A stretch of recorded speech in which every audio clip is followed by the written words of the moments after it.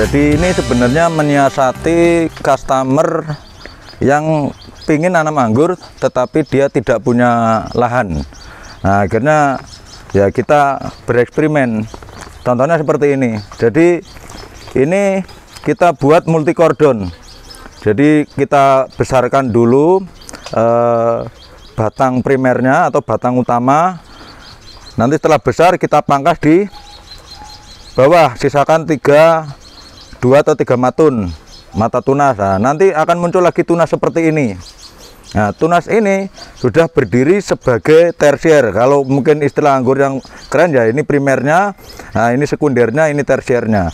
Nah, sistem pembuahan yang bisa kita lakukan bersusun. Ini mungkin satu batang ini kita pangkas di ketinggian 50, yang satunya 70, satunya mungkin 1 meter. Jadi nanti buahnya posisinya bersusun. Nah, ini ada 5 tersier.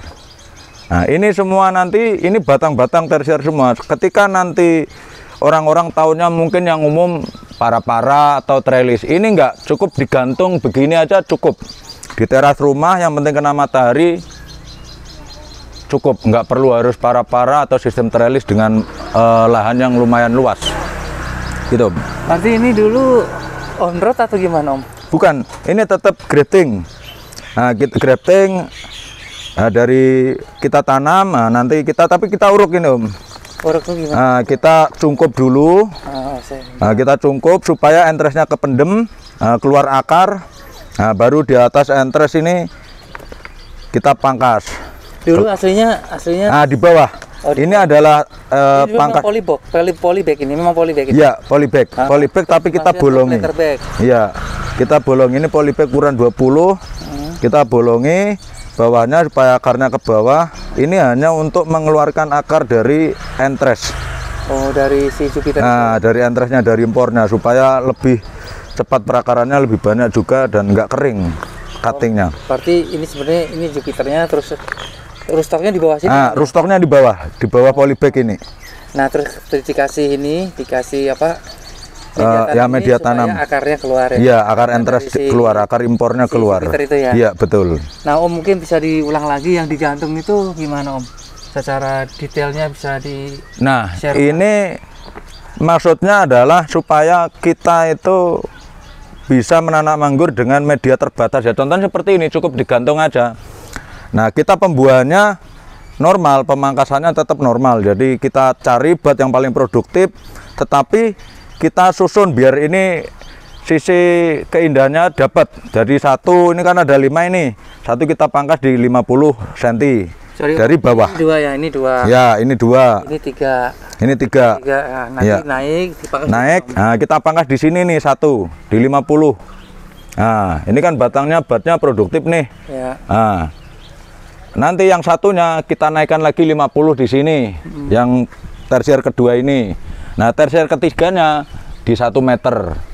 Pun sama dengan ini. Jadi nanti ketika buah posisinya tuh di 50 ada buah, di atasnya lagi ada buah, di atasnya lagi ada buah. Bersusun gitu. Yang dia 2 kordon nanti juga gitu. Sama, yang 2 kordon sama. Jadi kita suka-suka kita pokoknya, Om. Kita mau bikin buah di mana, yang penting batnya produktif, pasti keluar buah.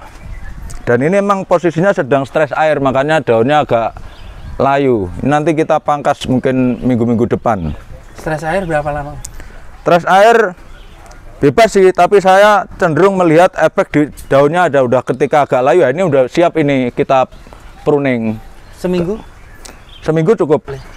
Stres air adalah gini, untuk proses pruning salah satu hal yang harus dilakukan setelah pemupukan 4 kali yang orang-orang pengangguran lakukan adalah proses penghentian penyiraman. Supaya maksudnya apa?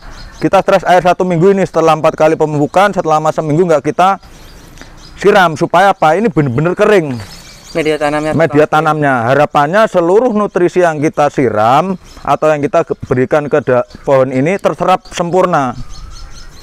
Terserap maksimal, jadi nggak sampai benar-benar kering. Dan mulai kelihatan layu, daunnya kalsiumnya udah kelihatan penuh dan melengkung seperti ini. Nah, berarti pohon siap dipruning.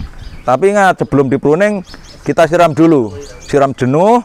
Nah, 1 apa 2 jam kemudian nutrisi akan naik, baru kita pangkas. Siramnya apa? Pakai pupuk atau Pakai air biasa aja, Om. air biasa? Pakai air biasa. Nanti kalau pakai pupuk ditakutkan pupuk itu kan masa urainya kurang lebih 1 minggu. Ketika kita pangkas 2-3 hari sampai 1 minggu nanti batnya pecah bawa brokoli bisa rontok.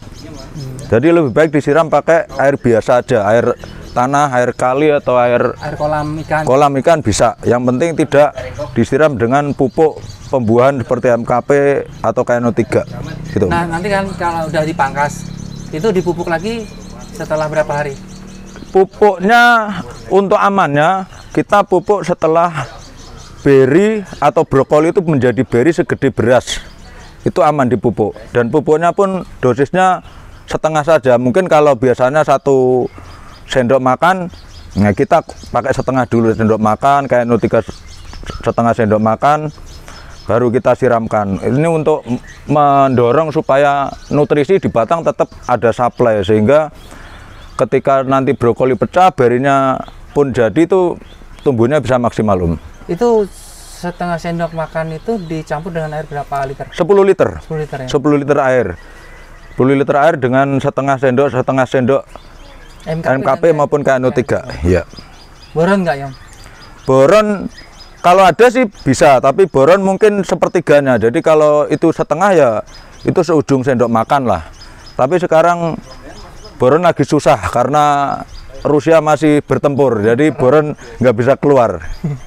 Tapi tetap maksimal. Selama pohon kondisi subur tanpa boron pun maksimal, karena boron fungsinya sebagai doping.